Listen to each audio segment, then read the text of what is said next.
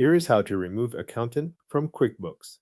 Find from QuickBooks Online while you are already signed in, and make sure the correct company is selected before you make any changes.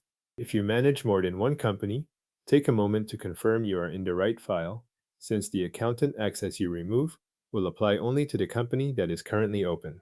Once you are in the correct company, move to the upper right corner of the screen and click the Settings gear icon. This opens the menu where account and company controls are grouped.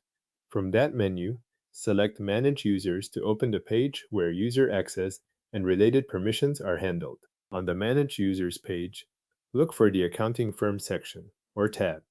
Depending on the layout you see, this may appear as a separate section on the page or as a tab you need to open.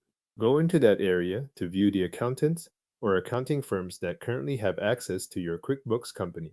Run the freeway the team benenden up the stability. When you have found the right accountant or firm, look beside that name for the Action dropdown and click it to open the available options. From the Action menu, select Delete. After you do this, QuickBooks will display a confirmation message. Review that message before you continue so you are clear that this action will remove the accountant's access to the company. This is the point where QuickBooks asks you to confirm the change. To complete the removal, click Delete again in the confirmation prompt. After you confirm, QuickBooks will process the request and remove that accountant or accounting firm's access to your company file. If the screen takes a moment to refresh, wait for the update to finish before checking the result. Once the page updates, return to the accounting firm section if needed and confirm that the accountant is no longer listed there. This final check helps you verify that the access has been removed from the correct company and that the change has gone through successfully.